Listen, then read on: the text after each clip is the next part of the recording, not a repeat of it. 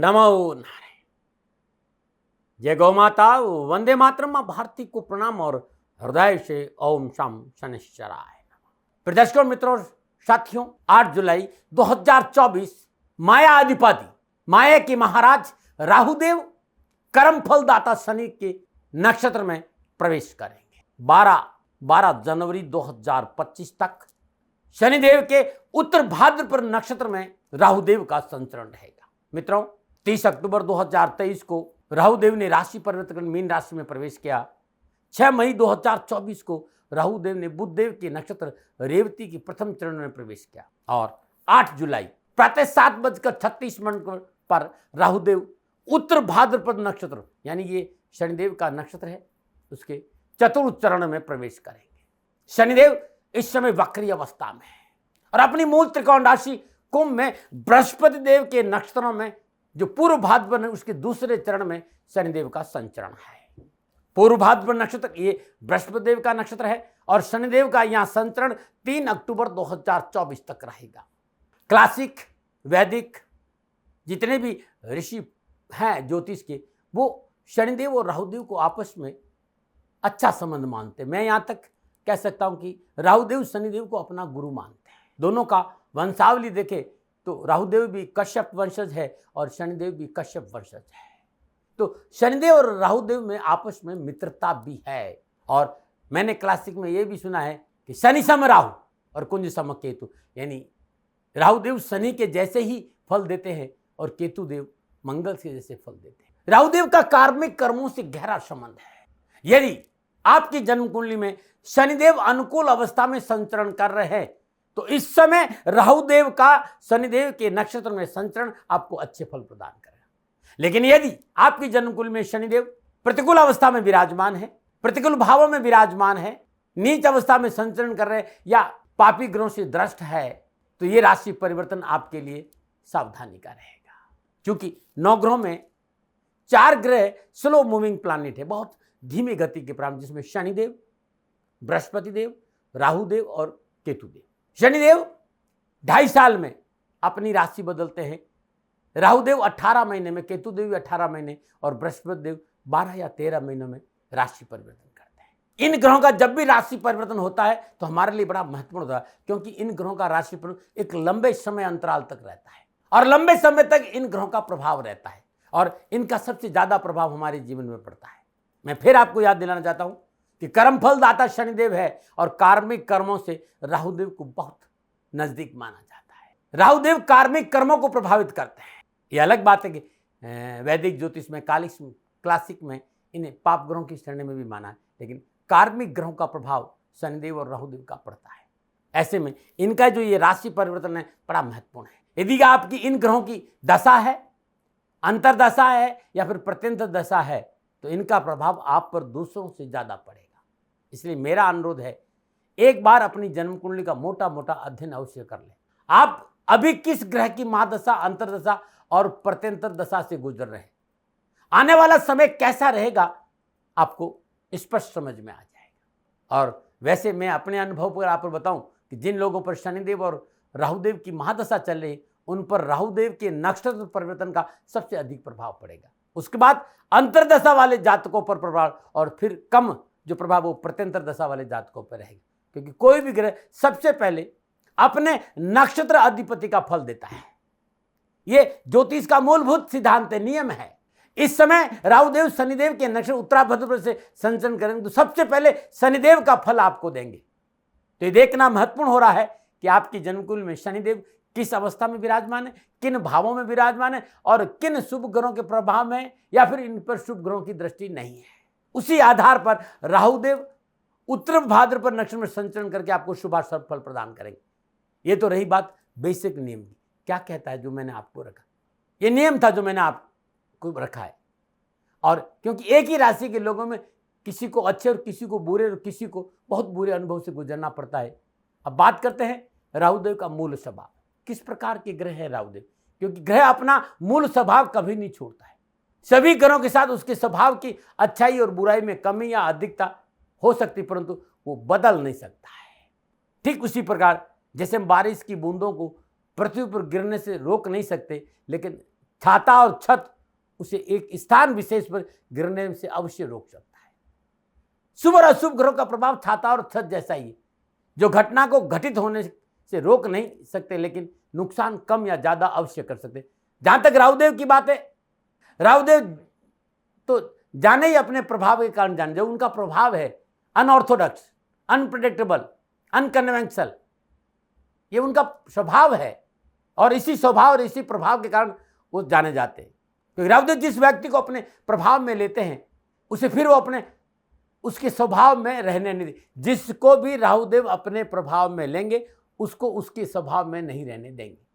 राहुदेव एक धुआं है, व्यक्ति के जीवन में भर फैलाने का कार्य करते हैं। मित्रों, यहां जो भी मैं राहुदेव के बारे में बताने जा रहा हूं उसमें अच्छा और बुरा नहीं, क्योंकि मनुष्य की आदत है कि उसे जल्दी जल्दी कंक्लूजन चाहिए कि फला चीज अच्छी या बुरी है, ये ग्रह मेरे लिए फायदेमंद है या नुकसानदायक, बस ये जानकारी मिल जाए, बाकी जानकर क्या करा। लेकिन मित्रों, जब हम अपने जीवन में किसी चीज को गहराई से जानने की कोशिश करते हैं तो उसका हर चीज हमारे समझ में आता है।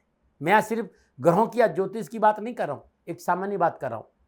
जब हम अपने जीवन में किसी चीज को गहराई से जानने की कोशिश करते हैं ना, तो आप महसूस करेंगे कि आपके लिए उसे जीवन में स्वीकार करना बहुत आसान हो जाता है।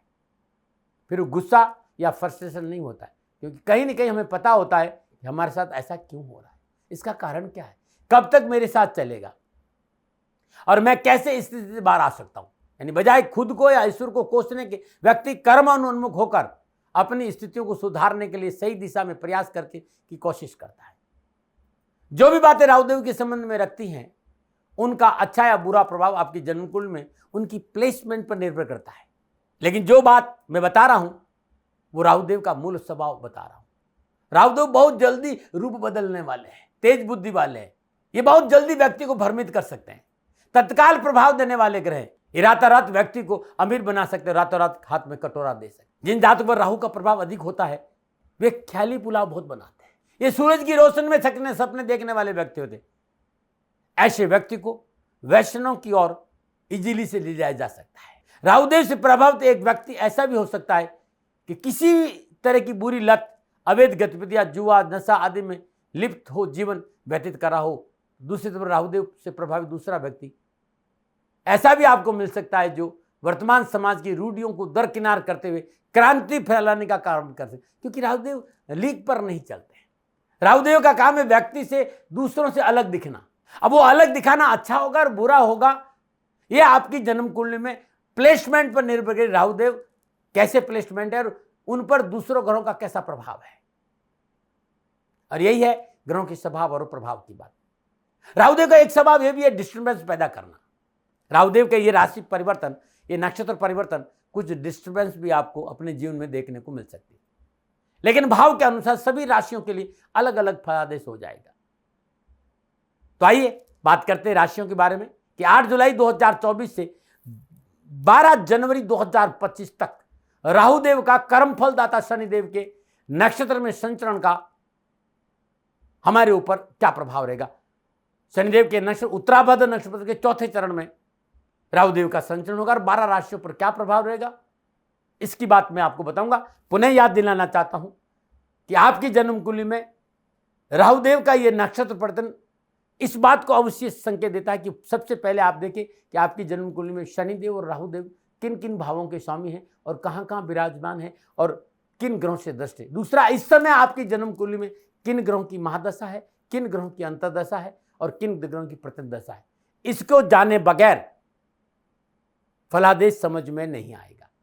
आप जानना चाहते हैं कि यह राहुदेव 12 जनवरी तक आपको क्या फल प्रदान करेगा आपकी जन्म कुंडली में, तो नीचे नंबर आ रहे हैं, इन नंबरों पर संपर्क करके आप मुझसे बात कर सकते हैं।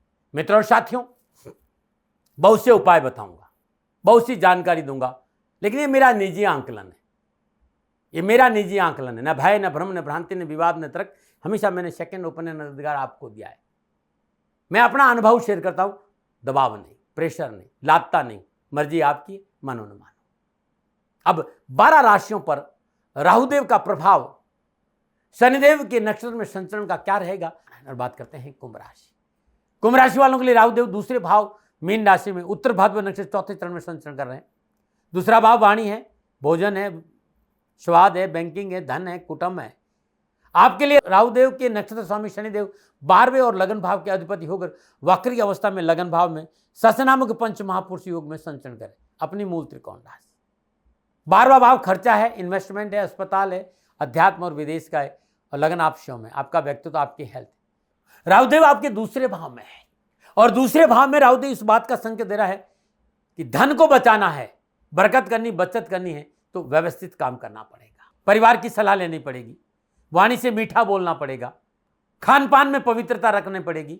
तो जो उतार चढ़ाव है धन का वो कम रहेगा, नहीं तो उतार चढ़ाव ज्यादा है।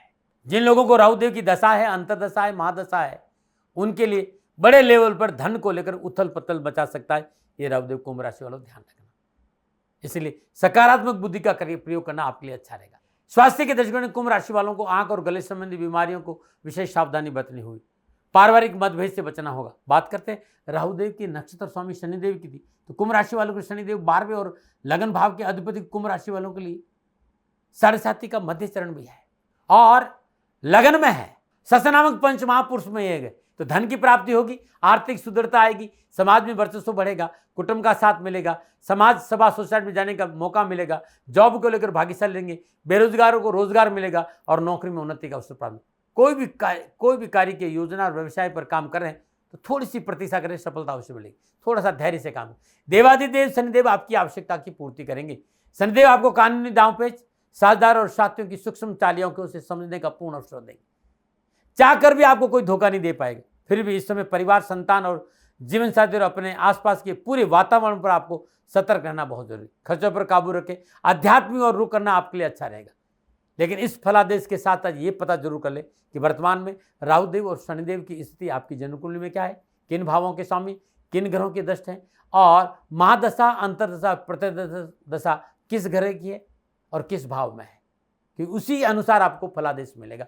आप ये जानना चाहते थे आपके जन्मकुंडली में इस समय दशा और महादशा का क्या संकेत है, तो नीचे नंबर आ रहे, इन नंबरों पर संपर्क करके आप मेरे से बात कर सकते हैं। हाँ, राहुदेव महादेव की पूजा से प्रसन्न होते हैं। कामकाज, कारोबार, नौकरी, व्यवसाय, समाज या परिवार में परेशानी है तो राहुदेव को कैसे शांत करें, तो महादेव की पूजा करें। और 22 जुलाई 2024 से श्रावण का महीना प्रारंभ हो रहा है और मैं पूरे श्रावण के महीने भगवान शिव का रुद्राभिषेक करूंगा। आप उस रुद्राभिषेक का हिस्सा बनना चाहते हैं तो नीचे नंबर आ रहे, इन नंबरों पर संपर्क कर ले। नंबर 22 जुलाई 2024 से भगवान शिव का अद्भुत रुद्राभिषेक मैं करूंगा।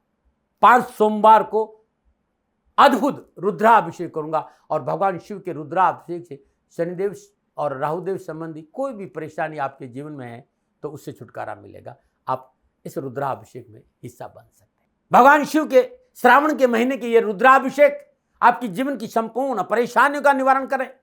उसके लिए मैंने भगवान शिव को अद्भुत रुद्राक्ष से प्रभु का मैं पूजन करूंगा और 1008 अद्भुत कंठे भगवान शिव के चरणों में अर्पित करूंगा। आप चाहते कि कैरियर, कारोबार, नौकरी, परिवार, समाज की संपूर्ण परेशानी का निवारण हो और ये रुद्राक्ष के कंठे आप तक पहुंचे तो नीचे नंबर आ रहा है, इन नंबरों पर संपर्क करके आप अवश्य मंगा सकते हैं। आप रुद्राभिषेक का हिस्सा बन सकते हैं। मैं व्यापारी नहीं हूं, लेकिन आपके पास कष्ट नहीं आए, मैं आपकी सेवा में हाजिर रहूंगा। श्री शनिधाम शनि तीर्थ 16 फतेहपुर बेरी, जो दिल्ली छतरपुर मेट्रो से 4 किलोमीटर आगे असोला और फतेहपुर बेरी में पावन तीर्थ क्षेत्र है शनिदेव का। मैं यहीं प्रभु श्री महाकाल 12 के 12 ज्योतिर्लिंगों के बीच में विराजमान है। पधारिए, करिए प्रभु महादेव का रुद्राभिषेक और आपके कष्ट और परेशानी से आपको मुक्ति मिलेगी। नीचे नंबर है, इन नंबरों पर संपर्क करके आप रुद्राभिषेक का हिस्सा बन सकते हैं, प्रभु का कृपा प्रसाद पा सकते हैं। आपको जो रुद्राक्ष का कंठा है वो कंठा आप प्राप्त कर सकते हैं। पुनः निवेदन है, मेरा मंतव्य, मेरा जो नियति, भीतर की जो नीति है वो इतना ही कि आप सुखी रहे, स्वस्थ रहे, समृद्धिशील रहे और आपके पास परेशानियां नहीं आए। इसलिए मैंने ये संदेश दिया, इससे ज़्यादा मेरा कोई मकसद नहीं रहता है। मित्रों, 6 महीना 12 दिन कामकाज, कारोबार, नौकरी, व्यवसाय में कुंभ राशि वालों को कहीं प्रॉब्लम है तो जटा वाले 11 नारियल हर रविवार को बहते हुए पानी में प्रवाह करें, अपने ऊपर से एंटी क्लॉकवाइज प्रसार करके। ओम राह राहुए नमः या ओम ब्राह्म भ्रीम ब्रह्म स राहुए नमः, इस बीज मंत्र का जाप करना उत्तम रहेगा। चांदी की छोटी सी ईंट 2x2 इंच की ईंट घर के ईशान कोण में रख दीजिएगा। 8 शीशा रांगा के टुकड़े जो होते हैं ना, शीशा या रांगा, लेड जिसे कहते हैं, 8 टुकड़े हर रविवार को बहते पानी में प्रवाह कर दीजिएगा। कष्ट और परेशान से छुटकारा मिलेगा। सूर्यपुत्र उद्रेक देही विशाल अक्षा सुप्रिया मंदाचार प्रश्नात्मम पीड़ा हर तुम में शनि, इस मंत्र का जाप करना उत्तम रहेगा। और दशरथ का शनि स्त्रोत का निरंतर जाप करिएगा, कष्ट और परेशान छुटकारा मिलेगा। जाप हमेशा 3:30 से 5:30 बजे के बीच में रात्रि में करेंगे, हाँ ब्रह्म मुहूर्त में करेंगे तो बड़ा उत्तम रहेगा। राजस्थान का हर व्यक्ति जानता है कि दाती महाराज गायों से बहुत प्यार करते हैं, बेटियों से बहुत प्यार करते हैं। हजारों सैकड़ों बेटियों के लिए, जीवन के लिए मैंने अपना संपूर्ण जीवन दिया है और ये मेरा शौक था, मेरी राष्ट्र की धरोहर थी और ये करना मेरा कर्तव्य और कर्म था। मैं आपको किसी वजह से नहीं सुना रहा हूं, बस खाली बता रहा हूं कि ये मेरा जीवन का लक्ष्य रहा है। मनुष्य हूं और मानव होने के नाते मेरा कर्तव्य है कि मैं अपनी राष्ट्र की सेवा करूं। मैं इस राष्ट्र का नागरिक हूं। 30 सालों से मैं बेटी बचाओ और गौ सेवा में अपना जीवन इस राष्ट्र के साथ लगाया है। वर्तमान परिस्थितियां आर्थिक दृष्टिकोण से मेरी अनुकूल नहीं है। धन नहीं मांग रहा हूं कि मुझे आप पैसे दीजिए, नहीं, पहले भी कभी नहीं मांगा और अब भी मैं नहीं कह रहा हूं। और ये मेरा अहंकार नहीं है, क्योंकि धन को लेकर मैं राष्ट्र के सामने कभी नहीं आया था। हमेशा मैंने एक आख साहब सेवा करी, आप, मैं भी सेवा करता हूं, आप भी सेवा करें। धन नहीं चाहिए, लेकिन वर्तमान में जो आर्थिक परिस्थिति हैं वो मेरे को ये कहने के लिए मजबूर कर रही है कि सन्निधान गौशाला की गायें दुखी नहीं रहे, इसके लिए मुझे आपका सहयोग चाहिए। और सहयोग के लिए मैं स्वयं आपके साथ खड़ा हूं, आपकी समस्याओं के समाधान के लिए। भाई, आप अपनी जन्म कुंडली का अवलोकन कराना चाहते हैं, आप अपनी जन्म कुंडली बनाना चाहते हैं, आपको बहुत सी चीजों की जानकारी चाहिए, तो मैं आपके साथ खड़ा रहूंगा, पूरे साल खड़ा रहूंगा, जब तक जीऊंगा तब तक खड़ा रहूंगा। नंबर आ रहा है, इन नंबरों पर संपर्क करिए, आप मेरे से बात करिए, लेकिन इसकी एवज में गायों के लिए चारे की व्यवस्था कर लीजिए। और इसीलिए मैंने कहा था कि भाई थोड़ा दिन इस समय मैं परेशानी में हूं और मेरी गायें चारों को लेकर थोड़ी सी परेशान हैं। ऐसा हृदय से आया, लोगों ने कहा कि राष्ट्र आपसे प्यार करता है दाती महाराज, एक बार निवेदन करिए। तो मैं दान नहीं मांग रहा हूं, फिर भी मैं अभी भी मेरा ये अहंकार नहीं साथियों, मेरा राष्ट्र सर्वोपरि है। मैं ये नहीं कह रहा हूं, मैं ये कह रहा हूं मैं परिश्रम करूंगा आपके लिए, और परिश्रम के एवज में गायों के लिए चारे की व्यवस्था करिए। शनि भगवान आपकी रक्षा करे और आपका जीवन सदा खुशियों से भरा रहेगा, ऐसा मेरा निवेदन। और वे लोग जो सक्षम है, सामर्थ्यवान है और जिन्हें दाती महाराज के ज्योतिषीय समाधान की आवश्यकता नहीं, तो उनको मेरा प्रणाम, क्योंकि बहुत से लोगों को मैंने देखा है पिछले 1 महीने में लगभग 20 से 25-50 लोग ऐसे भी हैं जिन्होंने सन्निधान गौशाला में 2100 रुपया चारा कर दिया है। मैं उन सब के प्रति अपना आभार प्रकट करता हूं और ये सहयोग मैं जीवन भर याद रखूंगा। मित्रों, समय ऐसा है कि मेरी परिस्थिति आर्थिक दृष्टिकोण से अनुकूल संकेत नहीं दे रही है, इसलिए मैंने राष्ट्र से कहा कि सन्निधान गौशाला में परेशानी नहीं चाहिए। सरकार सपोर्ट कर रही है, अपनी सीमाओं में रहते हुए जो सरकार करती है, लेकिन उससे पूरा नहीं पड़ता है, ये आप भी जानते हैं। शासन की अपनी एक सीमा है और अपनी मर्यादा है, और शासन के पास और बहुत से काम है। लेकिन फिर भी मैं आप सभी का धन्यवाद देते हुए हृदय से पुनः एक बार निवेदन करना चाहता हूं कि आपको लगता है कि दाती महाराज के साथ सन्निधान गौशाला में खड़ा रहना है, तो नंबर है, जरूर सहयोग करें। मेरा कोई दबाव नहीं है, प्रार्थना थी। ओम नमो नारायण, ओम नमो।